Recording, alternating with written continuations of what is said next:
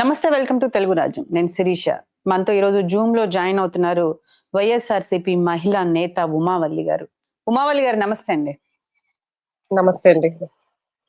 Madam ఈరోజు చూస్తే social మీడియాలో ఎవరైతే అనుచితమైన పోస్టులు పెట్టారో అంటే మీ పార్టీ వాళ్ళు చెప్తున్నారు అవి ఫేక్ పోస్టులు, ఫేక్ అకౌంట్స్ అని చెప్పి. కానీ తెలుగుదేశం పార్టీ వాళ్ళు దీన్ని చాలా ఆహ్, అంటే పెద్ద ఎత్తున అక్రమ అరెస్టులు అంటున్నారు మీరు. కానీ వాళ్ళు ఇవన్నీ కరెక్టే అని చెప్తున్నారు. చాలా మందిని అరెస్ట్ చేస్తున్నారు. రకరకాలుగా ఇబ్బందులు పెడుతున్నారు అని ఈరోజు ప్రెస్ మీట్ పెట్టడం కూడా జరిపోయింది. ముఖ్యంగా వర్ర రవీందర్ రెడ్డి, శ్రీరెడ్డి, పంచ్ ప్రభాకర్ రెడ్డి, రెడ్డి గారి అమ్మాయి ప్రదీప్ రెడ్డి, సజ్జల భార్గవ్ రెడ్డి వీళ్ళంతా చాలా పెద్ద ఎత్తున మహిళల్ని టార్గెట్ చేస్తూ పోస్టులు చేశారని, షర్మిల గారి మీద పోస్టులు చేశారని, విజయలక్ష్మి గారి మీద పోస్టులు పెట్టారని, ఇంకా మహిళా నేతలు తెలుగుదేశం పార్టీని టార్గెట్ గా చేసుకొని పెద్ద ఎత్తున వీళ్ళు అమానుషంగా, అనుచితంగా అసలు వినకూడని, మాట్లాడకూడని పోస్టులు పెట్టారు అని చెప్పేసి ఎవరైతే సోషల్ మీడియాని వేదికగా చేసుకొని ఇటువంటి పోస్టులు పెట్టారో వాళ్ళందరినీ పట్టుకొస్తున్నారు. అర్ధరాత్రి అరెస్టులు చేస్తున్నారు. వారిని ఈ రకరకాలుగా హింసిస్తున్నారు. ఈ రోజు వాళ్ళు మాట్లాడడం కూడా ఏంటంటే తెలుగుదేశం పార్టీ వాళ్ళు తాలిబాన్ లో ఎటువంటి శిక్షలు అమలు చేస్తారో ఈ మహిళల మీద పోస్టులు పెట్టే వాళ్ళని ఆ విధంగా శిక్షించాలి అని చెప్పి వాళ్ళు మాట్లాడడం జరుగుతోంది. మీరు దీన్ని ఏ విధంగా చూస్తారు? ఏం చెప్తారు మీరు? ముందుగా తెలుగు రాజ్యం వీక్షించే ప్రేక్షకులందరికీ కూడా హృదయపూర్వక నమస్కారాలు తెలియజేస్తూ ఉన్నాను.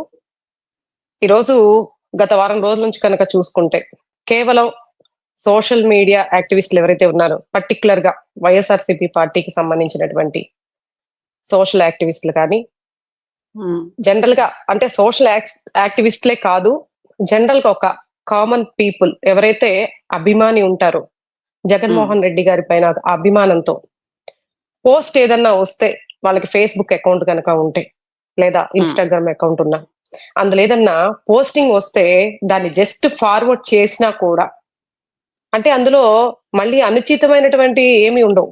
ఒక గవర్నమెంట్ లో ఇప్పుడు మద్యం మాఫియానో లేకపోతే ఇసుక మాఫియానో ఇట్లాంటి ప్రెసెంట్ ఉన్నవన్నీ కూడా అటువంటి వాటిని షేర్ చేయడం వల్ల కూడా ఈరోజు వాళ్ళపైన తప్పుడు కేసులు పెట్టి అదేదో ఒక టెర్రరిజం లాగా ఒక మావోయిస్టులను కానీ పట్టుకున్నట్టుగా ఈరోజు చాలా దారుణంగా ఇళ్లపైకి వెళ్ళి అది కూడా సివిల్ డ్రెస్ లో రాత్రిపూట 10 తర్వాత ఆ టైంలో అంటే వాళ్ళు నేర చరిత్ర ఉన్నవాళ్ళుగా వాళ్ళు కరుడు కట్టిన నేరస్తుల్లాగా వాళ్ళు తప్పించుకొని పారిపోతారేమో ఒక చట్టం నుంచి అన్న విధంగా ఏదో పకడ్బందీగా ఎక్కడి నుంచో అంటే లోకల్ పోలీసులు కూడా కాకుండా ఎక్కడి నుంచో ఎక్కడో కేసులు పెట్టించుకొని ఈ ప్రాంతంలో కాకుండా పక్క ప్రాంతాల్లో నుంచి కూడా పోలీసులు వచ్చి చాలా పకడ్బందీగా వాళ్ళని పట్టుకోవటం వైఖరి చూస్తూ ఉంటే నిజంగా చాలా ఆశ్చర్యకరంగా ఉంది. మీరు అన్నట్టుగా ఇప్పుడు ఎవరైతే పేర్లు చెప్పారో శ్రీరెడ్డి గారు కానీ అంటే భార్గవ రెడ్డి గారు కానీ సోషల్ మీడియా యాక్టివిస్టులు ఎవరైతే ఉన్నారో వర్రారె రెడ్డి గారు కానీ వీళ్ళందరూ నిజంగా సోషల్ మీడియాలో స్త్రీల పైన అసభ్యకరమైనటువంటి పోస్టులు పెట్టిన వాళ్ళు గతంలో ఏదన్నా మాఫింగ్ చేసిన ట్రోల్స్ చేసిన సంబంధం లేనటువంటి కుటుంబ సభ్యుల్ని కూడా ఈరోజు అంటే ఇంట్లో ఉండేటటువంటి ఆడవారి పైన కూడా అసభ్యకరమైనటువంటి ప్రచారం చేసిన అది ఎవరైనా సరే కేవలం వైఎస్ఆర్సీపీ పార్టీయే కాదండి, అన్ని పార్టీలు కూటమి ప్రభుత్వంలో ఉన్నటువంటి జనసేన పార్టీ కానీ టీడీపీ పార్టీ కానీ అలాగే బీజేపీ పార్టీ వారు కానీ ఎవరైనా సరే శిక్ష అర్హులు. దీన్ని ఎవరు కూడా యాక్సెప్ట్ చేయరండి. ఇప్పుడు నేనేదో తప్పు చేసినోడికి శిక్ష పడకూడదు అంటే ఏదో మంది కదా అని చెప్పేసేసి మనం మాట్లాడడం అనేది ఇది కరెక్ట్ కాదు. ఆడవాళ్ళ పైన ఎవరైతే అసభ్యకరంగా మాట్లాడతారో ఖచ్చితంగా శిక్ష అర్హులే. అయితే ఈ రోజు ఏం జరుగుతుంది అంటే కేవలం పక్షపాత వైఖరితో మాత్రమే శిక్షను అమలు పరుస్తూ ఉన్నారు. అది రాష్ట్ర వ్యాప్తంగా ప్రజలందరూ కూడా వీక్షిస్తూనే ఉన్నారు. నిజంగా ఎప్పుడో గత 8 సంవత్సరాల క్రితమో గత అధికార ప్రభుత్వం ఉన్నప్పుడు జరిగినటువంటి పోస్టులు ఉన్నాయి. ఓకే, మీరు ఏదైతే యాక్షన్ తీసుకోవాలనుకుంటున్నారో చట్టపరంగా ప్రజాస్వామ్యబద్ధంగా మీరు తీసుకోవాల్సిన యాక్షన్ ఏదైతే ఉందో అది ఖచ్చితంగా తీసుకోవాలి.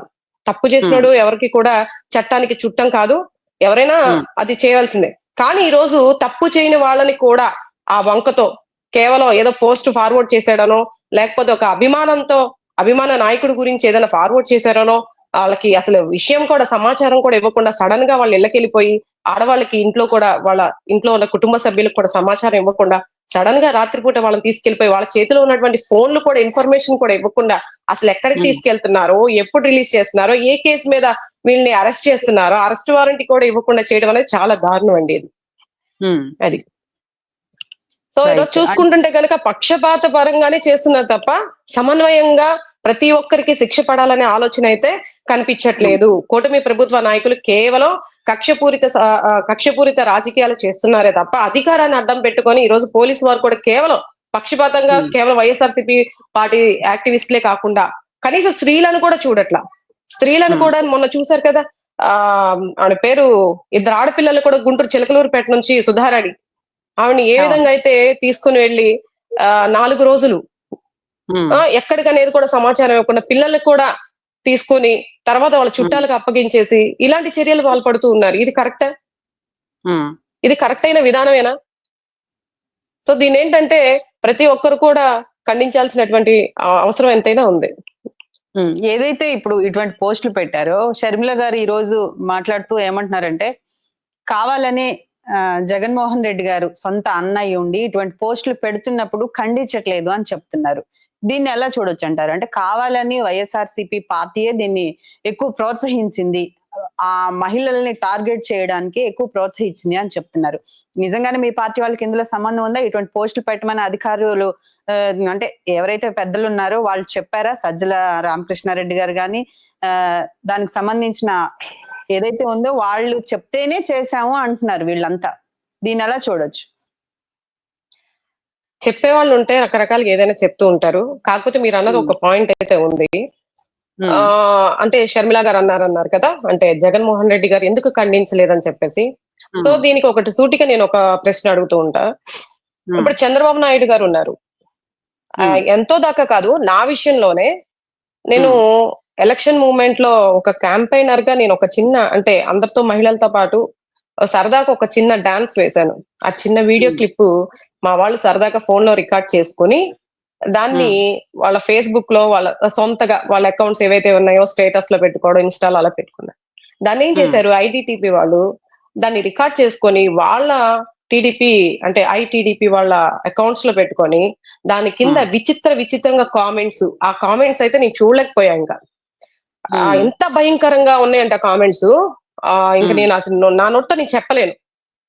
అంత దారుణమైనటువంటి కామెంట్స్ ఉన్నాయి. అది కనీసం నేను డిలీట్ చేయడానికి కూడా లేదు. ఎందుకంటే నా అకౌంట్ లో ఉంటే నేను డిలీట్ చేయడానికి ఉంటుంది.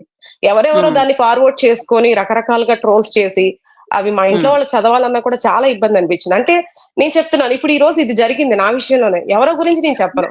నా విషయంలో ఇది జరిగినప్పుడు మరి ఇది ఇది జరిగినప్పుడు చంద్రబాబు నాయుడు గారి దాకా వెళ్ళుంటదని మీరు అనుకుంటున్నారా?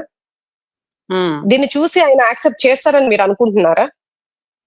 లేదండి. చంద్రబాబు నాయుడు గారు ఏ పార్టీలో గాని పార్టీకి సంబంధం లేకున్నా ఎవరైనా సరే మహిళల్ని టార్గెట్ గా చేసుకుని ఇటువంటి పోస్టులు పెట్టే ఎవరికైనా కఠినంగా శిక్షలు ఉంటాయని చెప్పి బహిరంగంగా అంటున్నారు. కానీ ఎక్కడ అమలు పరుస్తున్నారు? ఈ రోజు మరి రాష్ట్ర వ్యాప్తంగా స్త్రీలకి అన్యాయం జరిగితే, స్త్రీలకి ఇబ్బంది వస్తే, స్త్రీలని ట్రోల్స్ చేస్తే, స్త్రీల పైన అసభ్యకరమైన పోస్టులు వస్తే వాళ్ళపైన కఠినమైన శిక్షలు తీసుకుంటానని ఆయన స్వయాన చెప్పారు. కానీ ఈ రోజు అరెస్ట్ చేసిన వాళ్ళందరూ కూడా ఏ రెడ్డికో ఏ వైఎస్ఆర్సీపీ పార్టీకో సంబంధించిన వాళ్ళని అరెస్ట్ చేస్తున్నారే తప్ప ఏ టీడీపీ వాళ్ళ యాక్టివిస్టులు, మరి సోషల్ యాక్టివిస్టులు లేరా? ఎంతమందిని ట్రోల్స్ చేయలేదు ఆడవాళ్ళని? మీ పార్టీ వాళ్ళు ఎందుకు పెట్టలేదండి? ఎందుకు పెట్టలేదు? పెడుతున్నారు కదా, ఇప్పుడు పెడుతున్నారు కదా. అంటే వీళ్ళు ఎప్పుడైతే సోషల్ యాక్టివిస్టుల మీద, అంటే నాకు తెలిసి ఈ ప్రభుత్వం వచ్చే 5 నెలల దగ్గర నుంచి కూడా ఏదో ఒక టర్నింగ్ పాయింట్స్, అంటే ఒక టాపిక్ తర్వాత ఒక టాపిక్ డైవర్షన్ పాలిటిక్స్ లాగా కనిపిస్తూ ఇదొక డైవర్షన్ అనుకుంటున్నాం. నిజంగా సమన్వయం చేయాలి, ఒక రాష్ట్రాన్ని కొత్త మలుపు తీసుకురావాలి, రాష్ట్రంలో ఒక కొత్తదనాన్ని, అంటే ఒక ఏదైతే తప్పుడు అంటే ఆడవాళ్ళ పైన ఒక ప్రొటెక్షన్ గా ఉండాలి, ఆడవాళ్ళకి రక్షణ భద్రత కల్పించాలి అని చెప్పేసి ఒక కొత్త వరవడిని సృష్టించాలనుకుంటున్నారో కూటమి ప్రభుత్వం వాళ్ళు, అది అందరి విషయాల్లోనూ నిజం చేస్తే ప్రతి ఒక్కరు కూడా హర్షిస్తారు. కానీ ఈ రోజు అందరి విషయాల్లో చేయట్లేదు. ఖచ్చితంగా పెడుతున్నాం కదా. ఇప్పుడు మా పార్టీ తరపు నుంచి నాయకులందరూ కూడా ఎవరైతే ఇలా టార్గెట్ చేస్తూ ఉన్నారో వాళ్ళపైన ఎక్కడ అరెస్ట్ చేసిన దాఖలాలు లేవు. తెలుగుదేశం ఎక్కడ పార్టీ అరెస్ట్ వాళ్ళని. చేసిన దాఖలాలు ఎక్కడా లేదు. ఎందుకంటే ప్రభుత్వం అంటే వాళ్ళ చేతిలో ఉంది కదా, అధికారం వాళ్ళ చేతిలో ఉంది కదా. ఇప్పుడు హైకోర్టులో కూడా వాళ్ళు చెప్పారు, సరైన ఆధారాలు లేకుండా సీసీ ఫుటేజ్లు తీసుకోమని చెప్పారు. ఇప్పుడు నాన్ బెయిలబుల్ అరెస్ట్ వారెంటీలు ఇస్తున్నారు. మొన్నటిదాకా వాళ్ళు అంటే కొన్ని వీడియోస్ కూడా మీరు చూసి ఉండాల్సింది. అంటే నాకు తెలిసి కొంతమందిని ఒక 5 days క్రితమే అరెస్ట్ చేసి వాళ్ళని అరెస్ట్ చేసి ఆడవాళ్ళని వాళ్ళ విధానంలో వాళ్ళు హరాస్మెంట్ చేసి వాళ్ళ పైన చేయి చేసుకొని వాళ్ళ పైన విచిత్రంగా అంటే చాలా దారుణంగా బూతులతో ఆడవాళ్ళని కూడా చూడకుండా రాత్రిపూట కూడా ఎక్కడ తీసుకెళ్తున్నారు సమాచారం ఇవ్వకుండా వాళ్ళని అంత దారుణంగా శిక్షించి చివరికి కోర్టుకి ప్రజెంట్ చేసేటప్పుడు ఈ రోజే మిమ్మల్ని అరెస్ట్ చేస్తున్నామని చెప్పండి, చెప్పకపోతే మీ ఇంటి కుటుంబ సభ్యుల పైన మీరు ఇంకా మీ పరిస్థితి ఎలా ఉంటుందో ఒకసారి ఆలోచించుకొని ఇలా ఒత్తిడి తీసుకొచ్చి నిన్న ఇంటూరి రవి గారిది కూడా మీరు చూశారు కదా వీడియో. బలవంతంగా మా పైన సంతకాలు పెట్టించి బలవంతంగా మా పైన తీసుకొని వెళ్తున్నారని చెప్పేసి అన్నారు. మరి ఇదంతా ఏమంటారండి చెప్పండి? ఈ వైఖరి అంతా చూస్తే ఏమనిపిస్తుంది? అంటే నిజంగా యాక్షన్ తీసుకుంటున్నట్టుందా? మహిళల పట్ల నిజంగా అంత శ్రద్ధ ఉంది, అంత రక్షణ భద్రత కల్పించాలి, కొత్త మార్పును తీసుకురావాలి మహిళల పట్ల ఇలా అసభ్యకరమైన, నిజంగా ఇది చాలా మంచి విషయమే, నేను కాదనట్లా. ఆడవాళ్ల పైన ఇలా అసభ్యకరమైన పోస్టులు పెడితే ప్రతి ఒక్క మహిళ ఆనందపడుతుంది. ఎందుకంటే ఈ రోజు ఏదైనా బయటకు వచ్చి ధైర్యంగా ముందుకొచ్చి మాట్లాడాలంటే సగం భయపడేది దేనికంటే ఏం కామెంట్స్ వస్తాయో, ఏం ట్రోల్స్ వస్తాయో ఓపెన్ చేసి చూస్తారు కింద కామెంట్స్ ఏ విధంగా. కామెంట్ ఆప్షన్ కూడా తీసుకోవాల్సినటువంటి పరిస్థితి. ఒకవేళ ఏదైనా చెప్పాలనుకున్నా కూడా చెప్పలేనటువంటి పరిస్థితి. రేపు రాబోయే రోజుల్లో నా మీద ఎటువంటి వస్తాయో, నా మీదే కాకుండా నా కుటుంబ సభ్యుల్ని ఏ విధంగా లాక్కొస్తారో బయటికి అని భయపడాల్సినటువంటి పరిస్థితి. ఈ రోజు నిజంగా కూటమి ప్రభుత్వం వాళ్ళు యాక్షన్ తీసుకుంటున్నారంటే అది సమన్వయంగా అని చెప్తున్నా. అంటే ఎవరైనా సరే, అది టీడీపీ వాళ్ళైనా సరే, జనసేన వాళ్ళగా ఎవరైనా సరే, తప్పు చేసిన వాళ్ళు ఖచ్చితంగా శిక్షార్హులై ఉండాలి. కేవలం ప్రతిపక్ష అంటే పక్షపాత వైఖరితో కాకుండా చంద్రబాబు నాయుడు గారు ప్రతి ఒక్కరిని కూడా శిక్షించాలన్నదే మా కోరిక. అది తప్పు జరగలేదని నేను చెప్పను. వైఎస్ఆర్సీపీ పార్టీలో కొంతమంది తప్పు చేశారు అంటే అది ఖచ్చితంగా తప్పు చేశారు, అది ప్రజలకు కనిపించింది, తప్పు చేయకుండా ఉండరు. కానీ ఆ తప్పు చేసిన వారితో పాటుగా తప్పు చేయని వారిని, వాళ్ళకి సంబంధించినటువంటి వ్యక్తులు ఎవరైతే వాళ్ళకి ఇబ్బందికరమైనటువంటి వాళ్ళు ఉంటారో గతంలో, వాళ్ళపైన కక్షపూరితమైనటువంటి వాళ్ళపైన ఏదో అంటే ఒక మైండ్ లో ఒక ఉద్దేశం పెట్టుకుని ఉద్దేశపూర్వకంగా వాళ్ళని ఏదో విధంగా ఇబ్బంది పెట్టాలని చెప్పేసి అక్రమ కేసులు 1కి 2 కేసుల సంబంధం లేకుండా 1కి 2, 3, 4, 5 వివిధ ప్రాంతాల నుంచి కేసులు పెట్టించి వాళ్ళకి తిప్పించి వాళ్ళని అరెస్ట్ చేసి కుటుంబ సభ్యుల్ని బాధ పెట్టి ఇంకా వీళ్ళు సోషల్ యాక్టివిస్టులుగా ఉండకూడదు, ఇంకా దీని జోలికి వస్తే ఇంత దారుణంగా ఉంటదన్న విధానంగా చేస్తున్నారు. కానీ అది ఎవరికి చేయాలి?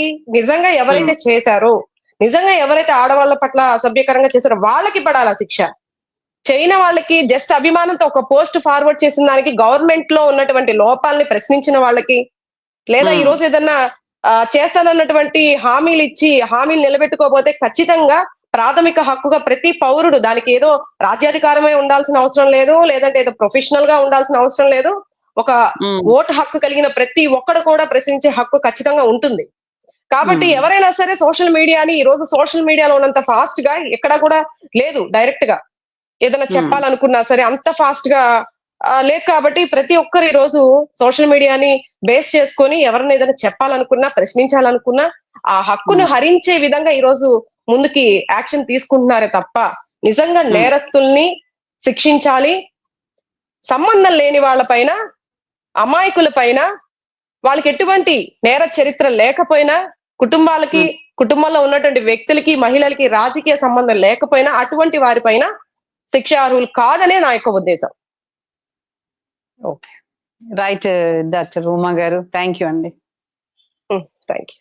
రైట్, ఏదైతే అన్యాయంగా ఎవరైతే సంబంధం లేకుండా ఇటువంటి పోస్టులు పెట్టారు అని ఇరికిచ్చారో వాళ్ళ మీద కేసులు లేకుండా, నిజంగా ఎవరైతే మహిళల్ని అమానుషంగా ప్రవర్తించారో, పోస్టులు పెట్టారో, వాళ్ళని తిట్టారో, అది క్షుణ్ణంగా పరిశీలించి వాళ్ళకి శిక్ష పడాలి. మహిళల్ని టార్గెట్ చేస్తూ ఎవరు ఇటువంటి పోస్టులు పెట్టడానికి ఎవరు సమర్థించరు అని మాట్లాడారు ఉమా గారు. థ్యాంక్ యూ అండి.